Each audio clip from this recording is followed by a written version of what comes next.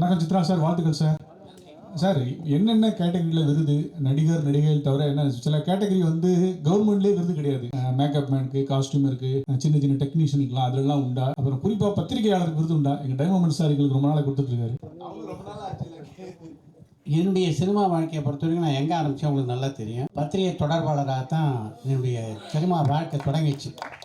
அதனால் பத்திரிகை தொடர்பாளர்களிலிருந்து படத்தினுடைய இயக்குனர், கதாநாயகன், கதாநாயகி வரைக்கும் எல்லாருக்கும் ஏறக்குறைய ஒரு 45-50 கேட்டகரியில் இந்த அவார்டு கொடுக்கும். இல்லை, இது முழுக்க முழுக்க திரை விருது தான். அதனால் திரை சம்பந்தப்பட்ட கலைஞர்களுக்கு மட்டும்தான் இதில் விருது. வெப்சீரிஸ் இந்த வருஷம் நம்ம சேர்க்கல. திரைப்படங்களுக்கு ஓடிடியில் வர திரைப்படங்கள். சார், நீங்கள் வந்து நம்ம டைரக்டர் பாரதி ராஜா சார்ட்டேருந்து வந்தீங்க. பாரதி ராஜா சார் பேரில் ஒரு விருது அவர் கையால் கொடுக்கறதுக்கு வாய்ப்பு இருக்கா?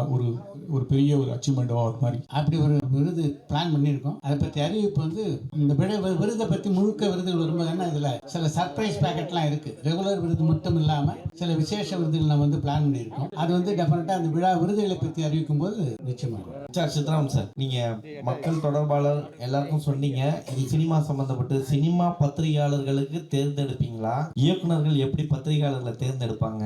ஏன்னா இப்போ நாங்கள் கேள்வி கேட்குற எங்கள் பேர்லாம் வருமா சார்? இப்போ இல்ல சிறந்த இயக்குனர் தேர்ந்தெடுக்கிற மாதிரி எங்களுக்கு திறந்த பத்திரிகை தொடர்பாளர் யாரும் எங்களுக்கு தெரியும் இல்லையா? இயக்குனர் தொடர்பாளர்கள் வேற சார், பத்திரிகையாளர்கள் வேற. பத்திரிகையாளர்கள் தான் நான் சொன்ன தொடர்பாளர் மட்டும் இல்ல. பத்திரிகையாளர் நாங்க பிரஸ் மீட் பண்ணும்போது நீங்க எங்களை படுத்துற பாடல இருந்து உங்களுக்கு திறந்த பத்திரிகையாளர் எங்களால் இனம் கண்டுபிடிக்க முடியும். என்னதான் நீங்க வந்து எங்களை இது பண்ணா கூட எங்களை கேள்வி கேட்கும் போது வந்து கடுமையான கேள்வியா இருந்தாலும் இது வரைக்கும் இந்த சினிமா பத்திரிகையாளர்கள் இருக்கிற யாருமே வந்து அநாகரிகமாவோ இல்ல அவதூறாவோ இல்ல வந்து எங்களை ஹூன் பண்ற மாதிரி இங்க ஏதாவது வந்து சின்ன சின்ன இருக்கும், அது அப்படியே வெளியே போகும்போது அப்படிதான் அந்த மாதிரி ஒரு உணவோட தான் இருந்திருக்கு. அதனால நிச்சயமா எங்களுக்கு வந்து சிறந்த பத்திரிகையாளரை எங்களால் இனம் கண்டுபிடிக்க முடியும் நாங்க நம்புறோம். ஏன் சொல்றேன்னா இங்க சங்கங்கள் பல இருக்கு சார் உள்ள.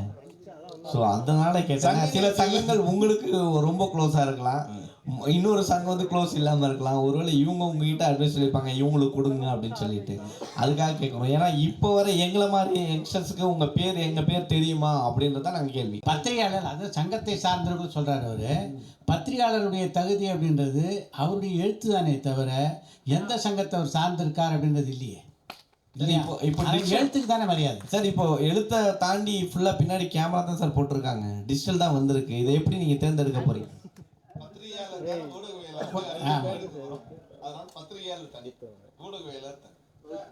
எம்ஜிஆர் பேர்லையும் சிவாஜி பேர்லையும் ஏற்கனவே நண்பர் பாபு வந்து விருதுகள் வழங்கிட்டு இல்லையா?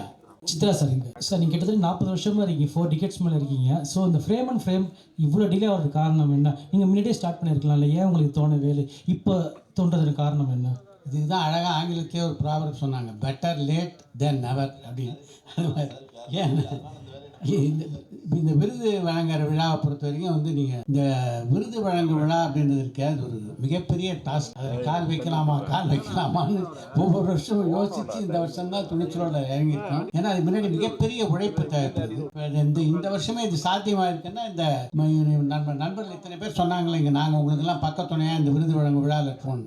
இந்த நண்பர்கள் கூட்டம் தான் இதை சாத்தியப்படுத்தியிருக்கு ஆக்சுவலாக. சார் பாக்யராஜ் சார், இல்லை இப்போ நீங்கள் பழைய படம்னா கதையை தேர்ந்தெடுத்து அழகாக இது வந்து ஒளிப்பதிவு, இது வந்து அழகாக எடிட்டிங் அப்படின்னு சொல்லிடுவீங்க, கதையை அழகாக பண்ணியிருக்காங்கன்னு சொல்லிட்டு. ஆனால் இப்போ வர படங்கள் பார்த்தீங்கன்னா சமீபத்தில் டியூடு பேசக்கூடிய பொருளாக மாறிச்சு. இது ஒரு படமா, இந்த படத்தை ஏன் எடுத்துகிட்டு வந்தீங்கன்னா, ஆனால் அந்த படம் 500 கோடி வசூல் அடிச்சுது. அது கூடயே பைசன் ஒரு படம் வருது, அதை வந்து ஜாதி ரீதியாக இது பண்ண ஆரம்பிக்கிறாங்க. ஸோ நீங்கள் எடுக்கக்கூடிய சினிமாவை சார்ந்து இங்கேயே 2ஆக பிரிச்சுட்டாங்க. ஸோ அப்படி இருக்கும்போது நீங்கள் எந்த பார்வையில் அந்த படத்தை வந்து தேர்வு செய்ய போறீங்க? இது ஜூரி சீட் எல்லாம் வந்து அப்புறம் தான் என்கிட்ட வரும். அதனால இவங்க தான். ஏன்னா இங்கே ஃப்ரேம் அப்படிதான் சார் போயிட்டு இருக்கு. ஃப்ரேம் அண்ட் ஃப்ரேம்னு இங்கே சினிமா இல்லை, இங்கே ஜாதி டு ஜாதி அப்படின்னு தான் கொண்டு வந்துட்டு இருக்காங்க. ஸோ அதுக்காக தான் இந்த ஜூரி வந்து அவர் பார்வை சினிமா அப்படின்னு பார்க்குறாரு. பட் ஆனால் கொடுக்கும் பொழுது இவருக்கு கொடுத்துட்டீங்களே, இதுக்கு ஏன் கொடுக்கல அப்படின்னு வரும். அதை எப்படி நீங்கள் அட்டாக் பண்ண போறீங்கன்றதுனால தான் கேட்குறேன். சிறந்த பத்திரிகையாளர் எப்படி இனம் கண்டுபிடிப்பேன்னு கேள்வி கேட்டீங்க. அதை நான் தான் ப்ரூவ் பண்ணுறதுக்கான கேள்விகளை பண்ணி கேட்குறீங்க. நிச்சயமாக திரைப்படங்கள் நாங்கள் திரைப்படங்களாக தான் பார்ப்போம். எடுக்கும்போது ஒரு சிலருக்கு வந்து ஜாதி அவங்களுக்கு இருக்கலாம். ஆனால் நீங்கள் ஜாதியை முன்னிறுத்தி இருக்கிற படங்கள் எதுவுமே மக்களால் எல்லாருமாலுமே அது வந்து ஏற்றுக்கொள்ளப்படுவதில்லை. ஒரு சிலரால் இருக்கலாம், அதனால் வந்து நாங்கள் திரைப்படங்களை பார்க்கும்போது அது திரைப்படமாக இங்கே இருக்கிற எல்லாருமே நாங்கள் திரைப்படத்தை திரைப்படமாக தான் பார்த்தோம். இங்கே இருக்கவங்களாம் யாரும் எந்த ஜாதி எங்களுக்கு இது வரைக்கும் தெரியாது. 40 வருஷம் ஆகி கூட எங்களுக்கு தெரியாது. அதனால் திரைப்படத்தை பார்க்கும்போது திரைப்படமாக தான் நாங்கள் பார்ப்போம். நிச்சயமாக நீங்கள் அந்த கவலை விட்டுருங்க. நாங்கள் திரைப்படத்தை திரைப்படமாக தான் பார்ப்போம். பார்க்குறேன் சார், நீங்கள் ஜூரி தலைவர்னால கேட்குறோம். தமிழ் சினிமாவில் வந்து நிறைய விருது இருக்குது, நிறைய ஜூரி கமிட்டி, தேசிய விருது நம்ம சார்லாம் இருந்திருக்காங்க. ஆனால் நம்மளுக்கு வந்து சிவாஜி சாருக்கு இது வரைக்கும் விருது கிடைக்கவே இல்லை. ரஜினி சார் வந்து 50 வருஷமாக இருக்கார், விருது கிடைக்கவே இல்லை. எம்எஸ்வி சாருக்கு கிடைக்கல, நாகேஷ் சார் கிடைக்கல. அது மாதிரி அவர்களுக்கெல்லாம் தேசிய விருதுங்க வந்து கிடைக்கவே இல்லை. அது என்ன காரணம் நினைக்கிங்கன்னா உங்கள் பக்கத்துலேயே ஒரு கமிட்டி தலைவர்லாம் கூட இருந்திருக்காங்க.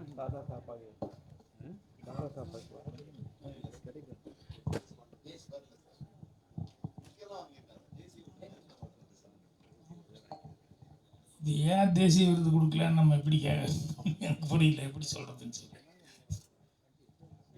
அதாவது ஒரு பெரிய பிரச்சனை என்னென்னா, நம்ம இங்கே ரசித்து கொண்டாடுற திரைப்படங்கள் இருக்கு. அந்த திரைப்படங்கள் சமயத்தில் தேசிய விருதுக்கு அந்த வருஷத்துக்கு அனுப்புகிறதே இல்லை.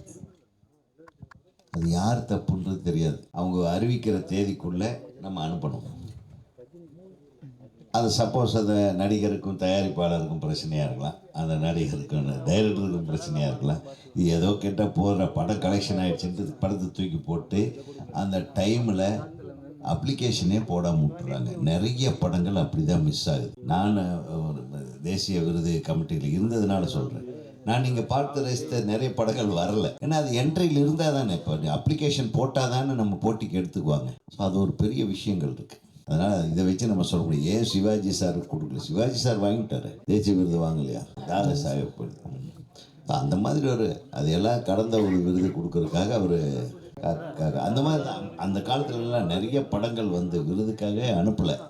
அது ஒரு சாரார் மட்டும்தான் அந்த விருதுக்கு படம் எடுக்கிறவங்க அப்படின்ற மாதிரி வச்சு அவங்க மட்டும் போட்டு அவங்க மட்டும் வாங்கிட்டு இருந்திருக்காங்க. எல்லா படமும் இப்போ தான் வந்து கமர்ஷியல் படங்களுக்கு விருது கொடுக்க ஆரம்பிச்சிருக்காங்க. இப்போ வந்து இந்த ரிஷப் ஷெட்டிக்கு கொடுத்தாங்க, போன வருஷம் நம்ம அல்லு அர்ஜுனுக்கு கொடுத்தாங்க, தனுஷ் அவர்களுக்கு கொடுத்தாங்க. இதெல்லாம் வந்து இப்போ தான் கமர்ஷியல் ஹீரோக்களுக்கு கொடுக்க ஆரம்பிச்சிருக்காங்க. அது வந்து நம்ம எல்லாம் போய் கொடுக்குற அழுத்தம் காரணமாக நடித்தா கமர்ஷியல் படம்னா இது என்ன நடிப்பு நல்லா நடிச்சிருக்காரான்றது மட்டும் பாருங்க அப்படிங்கிற ஒரு வகையில் நம்ம பண்ணுறாங்க.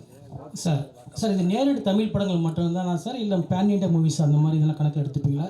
அது மாதிரி டப்பிங் கலைஞர்களுக்குலாம் விருது இருக்கா சார்? நேரடி தமிழ் படங்கள் தான். அதாவது இங்கேயா இல்லை நேரடி தமிழ் படங்கள் மட்டும்தான் அது பண்ணுவோம். டப்பிங் கலைஞர்கள் இருக்கா சார்? இருக்காது. All right, thank you all once again, and our heartfelt gratitude to our esteemed jury members for taking the time out and making it today. Mika nandri sir.